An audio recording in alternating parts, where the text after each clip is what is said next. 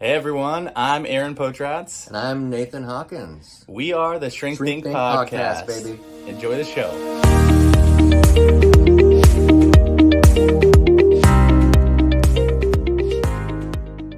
But as the vote took place, he lost because you can imagine that the Hutus voted on the basis of the change of leadership.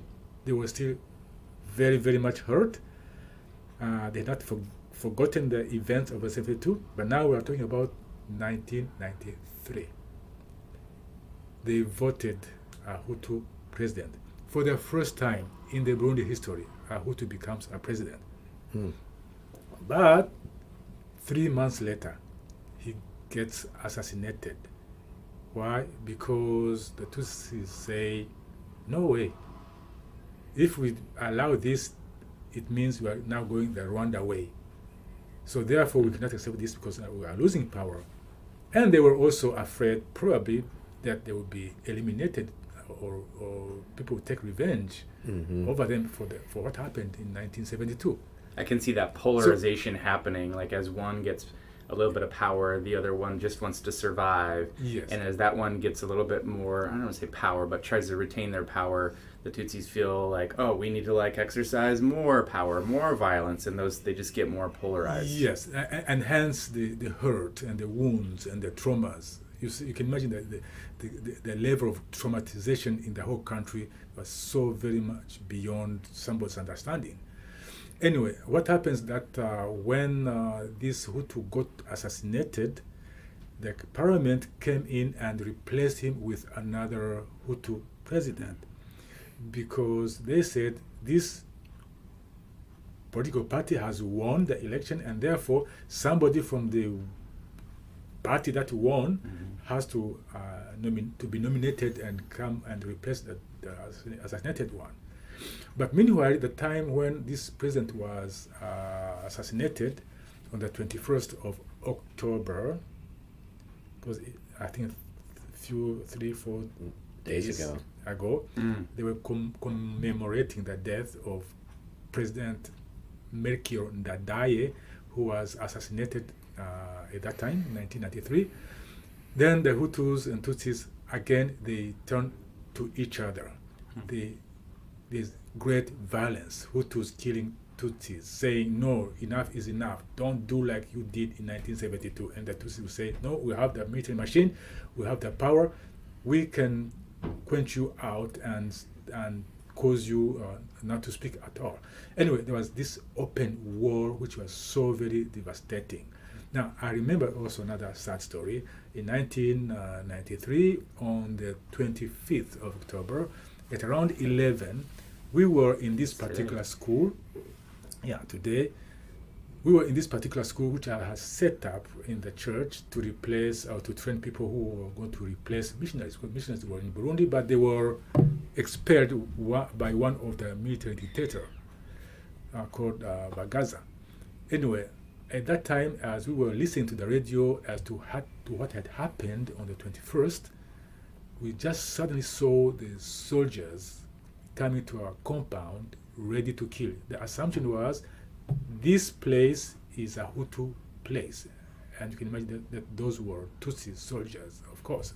It was now a mono-ethnic military group. Right.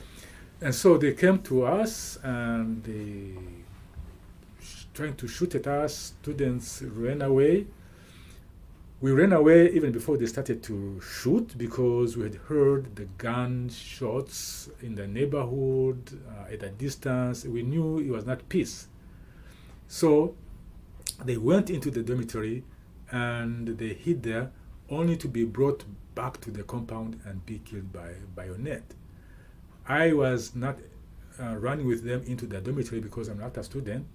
And so I went to another house in a compound which had a garage, and that garage had a pit, and I don't see these pits here in the garage because you have all these machines that you lift up your cars. But in Burundi, you dig a pit and then you drive your vehicle on top of it and you work under it to get the grease out and to like change a the Jiffy oil. Lube.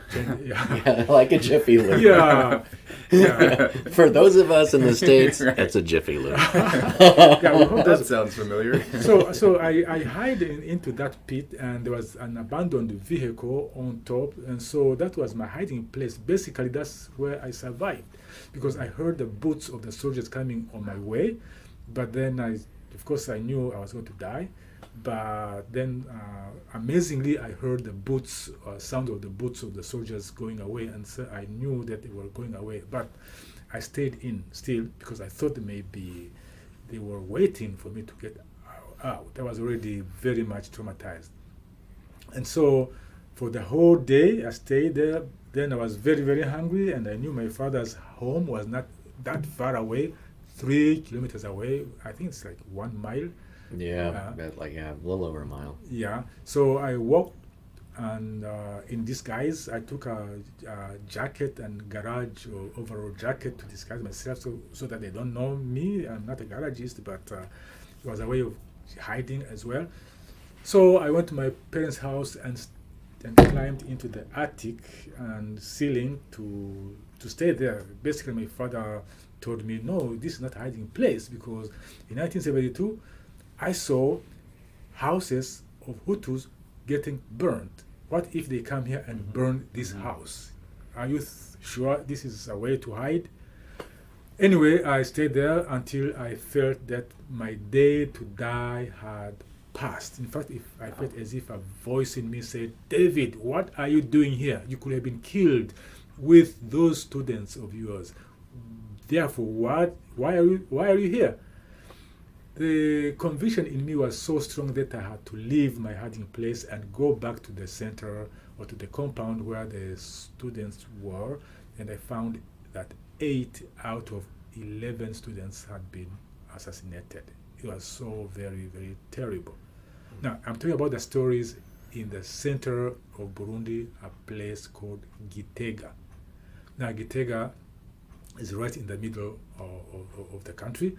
And the war continued, and now activities started to come up. Hutu rebels started to organize themselves. So the whole country became very, very dangerous, except now the capital of Burundi, which is Bujumbura.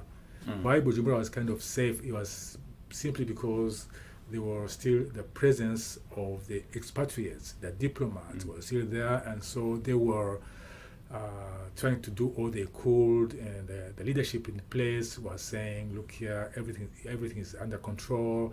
We will do all it takes so that we secure people and make sure that everybody's safe. And so people outside Bujumbura tended to go down in Bujumbura. Now I say down because of that lake, because it's low altitude. Anyway, I get to Bujumbura. Then I find that the Tutsi militia groups, with the support of the soldiers, they were targeting, again, Hutu intellectuals. In fact, it's like the war that started in 1972 had continued, and people were acting on these concepts of power and retaining power at all costs. So a friend of mine tells me, David, you are in danger. I saw your name on a death list.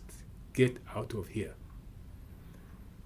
I had no choice, even though I was convinced that I would not die because my day to die had passed.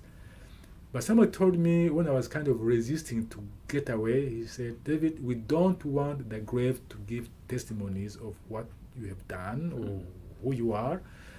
Go away and maybe come back when things are safer for you. So I had no choice again. I went to Kenya, and that's where I stayed for 2 years. While in Kenya, that was a very big turning point for me, because in Nairobi, I was able to attend a workshop on mental health, which was to me a very important event and eye-opening, because I remember the presenters were psychologists in Nairobi who spoke to us about the importance of dealing with the past and healing the trauma. And I said, wow, this is exactly what I needed, and maybe this is why I did not die with the students. And so I got so much convinced that this is the way to go. Of course, we had done a lot of peace initiatives and workshops from my background as a peacemaker, because I come from the Quaker religious group, and Quakers are peacemakers, they are pacifists. And so, but the efforts that we've been doing was kind of fruitless. And then I said, okay, there must be that missing link, which is now my discovery, that we have to address trauma and do healing initiatives in order to establish lasting peace.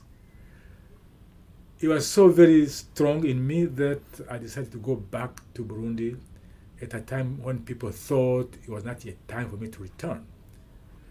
Anyway, I knew I got what I wanted, and so went back to Burundi and started to put together people who would allow to join me on initiatives really on a very low scale of trauma healing. So I started the organization called Trauma Healing and Reconciliation Services, even before I came to George Fox. But while we were doing these things, I met a man from here in Newburgh. He was a professor at George Fox. His name was Ron Stansel. He told me about the program. He said maybe the counseling program would help you in this desire and longing to learn about trauma healing. I was so very much excited, and he facilitated my coming to George Fox, and that's why I met Sandra and Nathan. Yeah. Now, Nathan, I was telling you earlier that I regret that I did not take time to to meet with you, and you just said that you feeling was mutual, I guess. Yeah, We you have, came. we have a lot of regrets, but we, Yeah, we anyway. went back to the past and healed them. Yeah. Anyway, yeah. Watch the YouTube video at the very beginning to see that healing process. Anyway, the point is that while at George Fox, I did those 2 years and went back to Burundi. And actually, people were so very shocked that I would return to Burundi when things were not yet settled. But because I knew what I wanted, I knew why I had come, I told people here and said, I am going back. So I left and went back to Burundi and strengthened the organization. Now, before I came, I started it, but I had not yet registered it with the government as a non-profit organization. But at this time, I think graduation was in May, but in July, we got the registration, which was very, very quick. Usually it takes like 6 months or 1 year before you get the registration. But as you can tell, it was like a timely thing for the country. Yeah, if we can not back up, but I want to summarize a little bit. Yes. So, and this is definitely oversimplifying because this is the only thing that we can do here. You were deeply traumatized by violence, experienced it very directly, and at one point were literally hunted. Yes. And you basically you move out. You're a man of peace, and your mindset is that way. And you get some distance. And what was the first country that you moved to? Kenya. Kenya. And so you're there. Things are settled a little bit, and then you find out your name's on a death list. Or was that ahead of Kenya? That was before I went to Kenya. Okay, right. I'm moving from Gitega, which is a province, 2 kilometers away. I mean, not 2, 2 hours away from Bujumbura. Okay. So I go from Gitega to Bujumbura, where things are kind of settled because of the presence of the expatriates, and yet it's not really safe because there are groups of youngsters who are organized themselves into gangsters and militia groups, and they were targeting Hutu intellectuals again, just like the 72 scenario. Right, so it's this environment of like, I mean, it's just interesting to me as you're summarizing this, like, because I'm thinking for myself too, that it like everybody just knows violence and power, struggle, like that's what the country knows. And it's interesting to me, two things. One, that you didn't know about trauma healing or reconciliation, and if you didn't know, probably nobody else in your community, nobody else in the country, I mean, not many people in the country knew about it either. Right. So that was like a new revelation. Yes. And the other thing too that I think is really interesting is that your name was on a death list, and I can see why, right? Because somehow, I mean, they didn't know the future, but this is the work you ended up doing. Of course, your name needed to be on a death wish so that you could be stopped from doing all this work that you would eventually be doing. So I just think that's interesting that you escaped all of that, and the rest of this, I mean, we haven't even gotten to the rest of the story, but this is the work that you're doing, right? And you, so I think it's just really profound. I think one of the things that sticks out is that you are a man of peace and you're thinking that way, but it's not until you have the mental health training and what happens is your own experience with mental health healing, that you start going, oh, this will actually work. Like if we could make this bigger, larger, bring more people in, we could actually maybe have an impact. Because some of the stuff, although you were thinking about it and already organized some of it, it wasn't quite doing what it needed to do. And so then you, of course, run into a professor out of George Fox. I don't know how that happened exactly, because he must have been in Africa, I'm assuming. Right? He wasn't there? Okay. No, he was an American. He was an Okay. American, Right. a professor at George Fox. But was he there? Yeah, he was in Burundi. Yeah. Yeah, Okay. he came to Burundi. I met him. That's right. And, I met him, and I shared with him. It's like you meet somebody and you talk and you share. Then you discover what's the longing of this person. What is he going? Where is he coming from? Then, of course, with this desire, I was eager to tell everybody what I want, and so in case anybody would help me, it was like in a search, desperately searching for the answer. Now, I discover healing is necessary for my country, but how do I learn healing? It's like you have a theme in your mind and you want to explore more about it, learn about it, and somebody says, oh, there's a book written by so-and-so, can you read it? And then see what he says about your issue.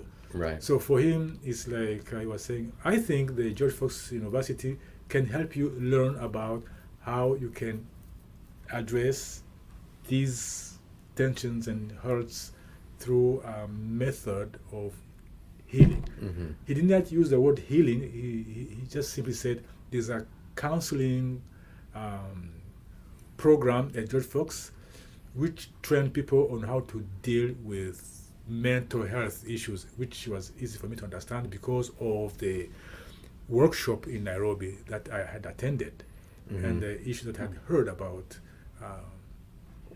how mental health issues interfere in relationships and how people don't sleep or how they want to take revenge.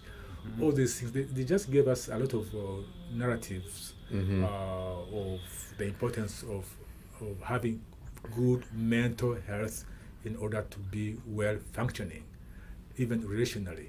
So, well, one of the things that we were talking about ahead of this, and I don't know if it was on YouTube or not, if it actually got included, but is the difference between what we would call here in the States treatment, and probably in other countries as well, versus you would say, well, it's healing, it's not treatment, quote unquote. Yes. It's because we have this kind of cold clinical, like intervention based way of thinking about helping people with therapy. Nathan, you're right, because when I graduated from George Fox, I did not take my training just like take from US, dump it in Africa or Burundi, or just do the way they do it. I had to rethink and redesign and contextualize my training. Yes, you're right. I was trained in this concept of treatment, But my concern in Burundi was not really treatment; it was healing, and I really stuck. I got stuck on that expression, healing, because for me, as I returned, it was not like a kind of quick fix, but a process, a journey that people have to take together, and also allow people to help one another. In fact, for example, I don't think I learned a lot in the what we are now using in terms of active listening. I knew about creating a therapeutic alliance, creating safety, making ground rules, Right. working, General stuff. Yeah, working in Yeah. a way that the client would. I call it common sense. Yeah. If you're a therapist going into therapy, it's like be Yeah. yourself. Don't Yeah. be a bad human. You're Yeah, right. yeah. But in Burundi, we had to use the storytelling because we found that as people told the stories, he or she would embark in a healing process.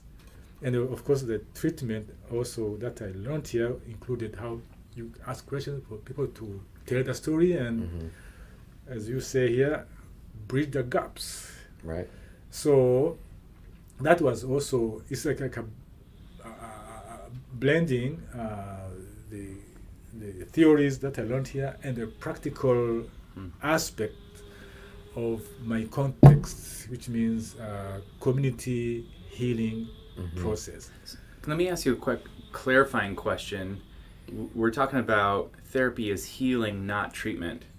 In your mind, when you learned treatment, what is treatment compared with healing? Like, so our listeners, if you were in the U.S. and you're thinking like, oh, why is it not treatment? What's bad about treatment in your eyes, or what is treatment? How would you summarize treatment? That's a hard question, Aaron. But I don't think I would call it bad. But I would say that in this context, like if I were in the States to do the work, I would be, of course, asking questions, probing questions, that you call them. Yeah, that's right. Probing. And let the person answer. Then I would watch the symptoms. I would let the person tell me how Whatever. it feels like. And the person would just even tell me the names of the emotions. I feel happy. I feel like killing myself. I'm sad, this kind of thing. But then you go to Burundi, it's not the same scenario. There are no names for emotions. In fact, this one particular name that I was targeting, the trauma, it did not exist in Burundi in terms of name. Yes, you can see the symptoms, but how do you call it? And no language for No it. language for it. Which is wild, because this is what's happening all the time, and nobody knows a word for it. Yeah. So yeah, I had heard of, in the school, not you in Sandra, you remember, Right. that trauma is the brain that is bruised. It came from the medical field when the bones, like you get accident, they get traumatized.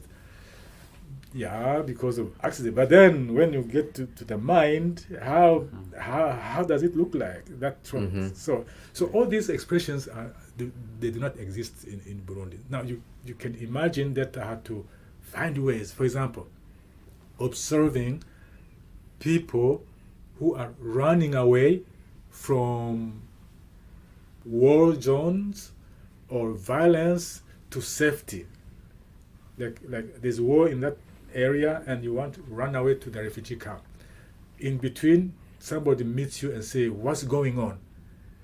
There's no way to explain. You simply breathe on the chest instead of Into the stomach. in the stomach. So we found that trauma is exactly that sentiment that causes you not to even be able to speak, because you are Now the ha ha ha ha, we got the word. We coined a word for ihahamuka. Ihahamuka. Ujya muntu yara hahamutse, which means that's trauma. He is traumatized. So this word for us, actually, we are so happy that now we have contributed to the Burundi vocabulary. That's wild. Yeah. With You had the to word, create language Yeah. in your country and your culture for this. Yeah, and then of course people are together in the healing process. They know each other. They know the language. Of course, not everything can be named, but at least since they know their own environment, they know how to describe it better than even me as a facilitator of the healing process. So as you can imagine, my big word is healing as a process Yeah. instead of treatment. Because treatment, in my mind, like we have seen in Burundi, people go to treatment and they get a tablet or an injection. In fact, when I returned home, they thought that as I did healing, I would just have somewhere in my office or in my place, cupboard, tablets that they would swallow. I remember many people asking me, can you give me a tablet for that? I said, no. I said, no. Let's talk. Give me your story. Tell me what happened. What have you gone through? How did you manage? You have survived. And of course, I built on the principles that I had learned. For example, the small positive thing, you build on it, and then make the person go well. I mean, You reframe it.